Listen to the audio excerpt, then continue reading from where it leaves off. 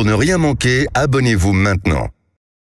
Les vraies voix Sud Radio, le coup de projecteur des vraies voix. Et on va revenir sur cette information. En tout cas, c'était hier à Tourcoing. Gérald Darmanin a fait sa rentrée politique. Dans son discours, il s'est adressé aux classes populaires qui, selon lui, ont délaissé les partis politiques. Donc, à 3 ans et demi des élections présidentielles, et le ministre de l'Intérieur ne cache plus ou pas sa candidature pour les présidentielles 2027, Philippe. C'est certain, Cécile, qu'il n'y pense pas qu'en se rasant, comme disait son mentor il y a quelques années.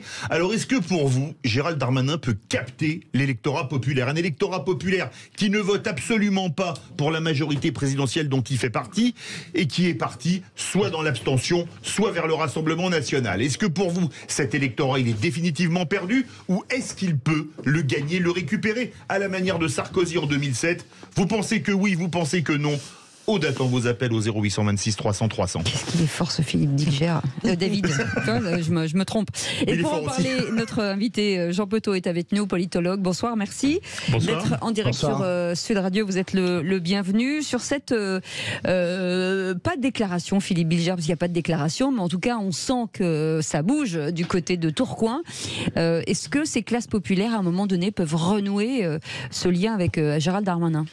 Je pense que Gérald Darmanin, d'abord, évidemment, a l'intention, ça n'est pas un scoop, de se présenter en 2027, mais que, pour l'instant, les classes populaires, non seulement sont délaissées, mais, en quelque sorte, refusent la démocratie traditionnelle, puisqu'une grande partie d'elles ne va pas voter.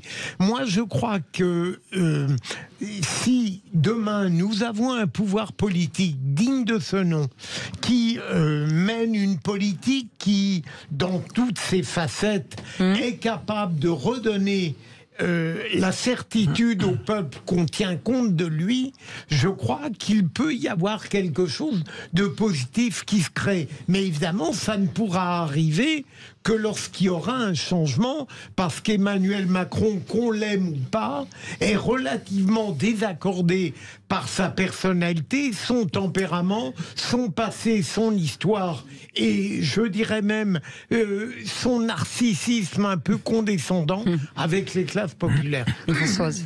Oui, c'est pas parce qu'on est issu des classes populaires qu'on parle bien aux classes populaires. Gérald Darmanin, pour le moment, et toutes les enquêtes le montrent, Gérald Darmanin, ça fait longtemps qu'il est dans le paysage maintenant, mais ça prend pas Gérald Darmanin pour 1000 raisons. D'abord pour ses histoires personnelles. Je pense que on ne mesure pas à quel point tout le fracas qu'il y a sur toutes les plaintes qu'il y a eu contre lui a marqué profondément l'opinion. Il est marqué aussi par ses échecs au ministère de l'Intérieur. Ça n'est pas Nicolas Sarkozy, Gérald Darmanin. Je vois bien le copier-coller qui va essayer de nous imposer. Ce qu'avait réussi Sarkozy en 2007, d'abord c'est des années de travail. Moi à l'époque j'avais suivi beaucoup Sarkozy, je travaillais pour une grande radio concurrente et je me rendais compte à quel point il travaillait le logiciel de la droite. Le logiciel pour arriver à récupérer cette droite populaire, il était capable de trianguler, d'aller chercher la gauche sur son terrain. Gérald Darmanin n'a pas ce talent. Moi je veux bien qu'au royaume des orbes, des bornes, les aveugles, au royaume des aveugles, les bornes sont rois. Voilà, mais c'est exactement ce qui se passe. Et je ne crois pas du tout à la puissance possible et présidentiable de Gérald Darmanin. Gérald Darmanin. Il apprend vite pourtant. Mais oui, mais c'est pas le problème. C'est pas un singe. On n'est pas dans un cours de singe savant. Je pense que vraiment, c'est un sous-Sarkozy, Gérald Darmanin. Il n'a pas, comment dirais-je, il ne sent pas la société comme le faisait Nicolas Sarkozy. Et je pense en plus qu'il y a beaucoup de choses dans sa personnalité qui font qu'il est d'ores et déjà disqualifié. Voilà. Jean-Michel Fauvergue. Non, moi je crois qu'il est Gérard Darmanin est au contraire très doué en termes de politique, très doué pour sentir le pays et très social en réalité. Et je pense que s'il y en a un qui peut effectivement aller chercher ces classes, et il a fait un bon bilan de la désaffection de ces classes populaires. Et s'il y en a un qui peut aller les chercher, c'est bien lui. Mais évidemment que le travail est un travail énorme, gigantesque, titanesque, et que son rôle aujourd'hui de ministre de l'Intérieur ne l'aidera pas dans ce domaine-là. Il faudra qu'à un certain moment, il s'éloigne du pouvoir pour faire sa campagne. Jean Petot, vous êtes notre expert ce soir, vous êtes politologue. Est-ce que Darmanin peut refaire le coup de Sarkozy en 2007 qui avait fait passer le RN en deux présidentielles de près de 17% à moins de 11%? Alors évidemment, les 3 avis qui viennent d'être donnés sont tout à fait, je trouve, intéressants parce que... c'est bien la première fois. Mais pour la peste, non, mais en tous les cas... Non mais j'assume ce que je dis. Ils sont intéressants parce qu'ils éclairent d'une certaine façon le personnage avec leur part de vérité et ses vérités aussi à lui. C'est ce qui fait d'ailleurs que Darmanin est sans doute... pardon pour la trivialité du propos, un client, je pense, assez intéressant pour les observateurs et pour par exemple, le politologue que je suis. Pourquoi ? Parce que on voit bien que le personnage, à la fois a l'ambition, ça c'est évident. C'est pas un perdreau de l'année, Darmanin. Il fait de la politique et il milite dans la politique depuis l'âge de 16 ans, 17 ans. Il a commencé au RPR. Il était d'ailleurs assez hostile à la création de l'UMP. Il n'était pas tout à fait en phase avec cette grande formation qui devait rassembler à la fois des gaullistes souverainistes et sa sensibilité à lui, on va dire plutôt séguiniste, avec des libéraux ou des anciens chrétiens démocrates. Et on voit bien que depuis qu'il est engagé en politique, comme l'a très bien dit Jean-Michel Fauvergue, il est sur un créneau qui est celui de ce qu'on peut appeler une forme de populisme. Le fait qu'il s'empare de la mairie de Tourcoing après 25 ans de présence de la gauche, alors qu'il est tout jeune, je crois qu'il a même pas 30 ans à ce moment-là, 28 ans, c'est manifestement un battant, c'est un cogneur, mais effectivement aussi, et là Françoise Degois, je la rejoins, ça marche pas dans l'opinion. La contrepartie de tout ça, c'est qu'il a effectivement accumulé, je veux dire, un certain nombre, alors je n'oserais pas dire le terme casserole, parce que ça fait référence à l'actualité des dernières manifestations du semestre précédent. Mais en tous les cas, il ne peut pas faire le coup de la nouveauté. Et l'autre aspect qui me semble le plus important, mais ça, je complète un peu ce qu'a pu dire Philippe Bilger, la vraie difficulté pour les politiques qui veulent, d'une certaine façon, reconquérir un électorat perdu. Elle est double. D'abord, la partie de l'électorat qui est partie ailleurs. On voit mal pourquoi ceux qui sont partis sur d'autres créneaux électoraux, je pense évidemment au passage de l'électorat populaire et ouvrier au Rassemblement national. Pourquoi préférerait-il une photocopie des propositions qui sont faites par le Rassemblement national, ex-FN, qui elles sont les propositions originales en quelque sorte? Pourquoi reviendrait-il en quelque sorte sur ceux qui veulent dupliquer certaines propositions du RN? Et puis deuxième élément, c'est les abstentionnistes. Alors là, c'est extrêmement compliqué de récupérer ceux qui sont partis à la pêche, et ceux-là, pour les faire revenir, c'est vraiment la quadrature du cercle. Vous pensez que Gérald Darmanin peut recapter l'électorat populaire comme l'avait fait Sarkozy, ou pour vous, ça relève de l'impossible? Appelez-nous au 0826 300 300. Françoise, je rebondis sur ce que dit notre ami Jean Petot. Peut-être que s'il fait une copie effectivement de ce que fait le Rassemblement national, sauf que lui, il fait moins peur que le Rassemblement national, même s'il leur pique leurs idées. Parce que c'est aussi une question d'incarnation, non?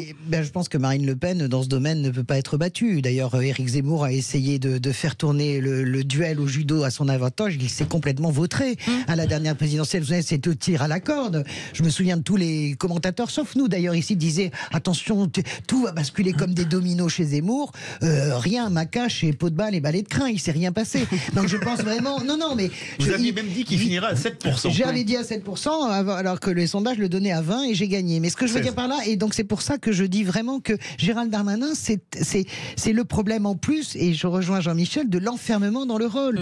Ce rôle de premier flic de France n'est pas un rôle qui peut le propulser, surtout dans une confrontation aussi forte, dans les crises sociales où on laisse en plus la police, de façon assez perverse d'ailleurs, affronter des manifestants sans régler le problème, en laissant le soin à la police de régler le problème social. Je pense vraiment que, honnêtement, je vois bien la construction médiatique sur Gérald Darmanin, mais ça frappe shit. Je peux déjà vous le dire. Les gens ne l'aiment pas en plus, Darmanin. Les gens aimaient bien Sarko, ils auraient pu Darmanin, ça c'est rien dans l'opinion. Regardez bien les enquêtes d'opinion sur Darmanin. Bon, Philippe Bilger. Jean Petot, puis-je vous interroger rapidement sur 2 points. Oui, D'abord, il me semble que si Nicolas Sarkozy a fait une campagne éblouissante en 2007, c'est qu'il était hostile au Front National, mais qu'en même temps, il paraissait sincèrement préoccupé du sort de ses électeurs. Et je n'ai pas la même impression avec Gérald Darmanin. Et ma seconde interrogation, et je rejoins ce qu'a dit Françoise tout à l'heure, j'apprécie Gérald Darmanin, c'est tout sauf un médiocre, mais il n'a pas, me semble-t-il, la flamboyance et la capacité transgressive d'un Nicolas Sarkozy, c'est utile pour gagner, me semble-t-il. Jean Petot. Sur le deuxième point, je suis assez d'accord avec vous, mais on n'est pas non plus forcément dans le même tempo de leur trajectoire politique. Donc, d'une certaine façon, c'est assez compliqué de comparer sur le caractère fulgurant et extrêmement assuré qu'avait Nicolas Sarkozy, qui peut-être, j'allais dire, arriver dans le personnage Darmanin. Sur l'adhésion à l'électorat populaire, je ne sais pas si vous avez remarqué, mais certainement les unes et les autres, parce que vous êtes tous attentives et attentifs à ce qui s'est dit, en particulier hier dimanche. Vous avez vu que la première ministre Elisabeth Borne s'est trouvée un petit peu dans la situation de quelqu'un qui saute au dernier moment sur le porte-bagages d'un cycliste. Ça a sérieusement alourdi, si je puis dire. Oui, mais ça, c'est manipulation de Macron. Hein. Vous avez bien vu que c'est Macron qui a envoyé sa première ministre pour tempérer Darmanin. On est bien d'accord, mais en tous les cas, ça a un peu coupé les pattes à ce qui devait être une sorte d'élan, en tous les cas, de lancement. Et elle a eu une phrase qui est assez vacharde, si je puis dire, en disant Gérald, tu n'es pas le seul ministre à être d'origine populaire. D'autres le sont aussi, y compris moi d'ailleurs, dit-elle, avec j'ai été boursière pour Polytechnique et ma maman nous a élevés seuls. Bon, ce qui est une manière de remettre quelque part Gérald Darmanin à sa place et de lui dire mais tu n'as pas le monopole, non pas le monopole du cœur, mais tu n'as pas le monopole du peuple dans la majorité macroniste. Alors, pour autant, et je termine là-dessus, le fait d'être ministre de l'Intérieur n'a pas nui à Nicolas Sarkozy entre 2003, quand il se lance, bien sûr, dans la présidentielle jusqu'en 2007, alors que les résultats n'étaient pas meilleurs. Oui, mais ça se voyait moins. Jean, ça se voyait moins. Jean Petot, pardon de vous couper. Comment expliquer quand même que la première ministre aille sur place? Ça veut dire que quelque part, il leur fait peur quand même, un petit peu. Ah oui, non mais il y a un risque. Il y a une vraie. Je crois que non, c'est la stratégie des tout foires. Il y a une contre-offensive évidente et il y a surtout un marquage à la culotte. Là, si vous voulez, il n'était pas question de lui laisser trop de champ, ça c'est évident. Oui, je crois qu'on est dans le proverbe chinois, c'est aujourd'hui la tête qui dépasse s'appelle le marteau, quoi. C'est aujourd'hui effectivement c'est tôt, il part tôt et les velléités des autres en sont contrariées et effectivement il faut resserrer les rangs et c'est ce qui explique l'envoi d'Elisabeth Borne en mission et de tous les ministres, mais ça c'est malin de la part d'Emmanuel Macron. C'est malin de la part d'Emmanuel Macron, c'est les tout foires. Je te mets les dredons sur la tête, tu parleras moins fort. Je voulais juste demander à Jean Petot, rapidement, puisqu'on parle des classes populaires, mais est-ce que c'est tellement important maintenant de rallier les classes populaires? Est-ce que Macron a été élu par les CSP, de manière générale? Est-ce que c'est pas ceux-là, et les retraités, est-ce que c'est pas ceux-là qui se déplacent pour aller voter? C'est ceux-là qu'il faut draguer. 30 secondes. 30 secondes, Jean Petot, pour répondre. Oui, c'est ceux-là qu'il faut draguer, mais puisqu'effectivement, c'est là aussi qu'il y a beaucoup d'abstentionnistes, mais c'est justement parce qu'il y a des abstentionnistes qu'il y a un réservoir. Et les derniers sondages, en particulier de cote d'Emmanuel Macron et d'Elisabeth Borne, montrent plutôt un effritement en ce moment dans son électorat au niveau des CSP+, et des plus de 60 ans. Et c'est là que ça risque d'être problématique pour la majorité macroniste. De toute façon, ça sera sans Macron, puisqu'il est éliminé, et ça, tout le monde le sait. C'est bien d'ailleurs une des raisons du problème, je crois. Merci beaucoup Jean Petot d'avoir été avec nous, c'était passionnant, un politologue. Merci beaucoup Philippe Bilger, merci Françoise Degois. Merci les amis, c'est un plaisir. Merci beaucoup Jean-Michel Fauvergue. Vous restez avec nous dans quelques instants, on va parler citoyenneté avec Aurélie Gros, c'est le jeu 500 et on reviendra sur le patrimoine et puis on va revenir aussi sur la démocratie parce qu'on parle référendum en ce moment dans l'actualité, on va vous en parler. Ça serait bien qu'il y ait un peu de démocratie dans cette émission, je dis ça, je dis rien. Non, c'est la dictature, c'est comme ça. Est-ce que la démocratie s'est améliorée? Et vous faites bien de me le dire, on va changer ça pour demain. Allez, à tout de suite. C'est une dictateuse.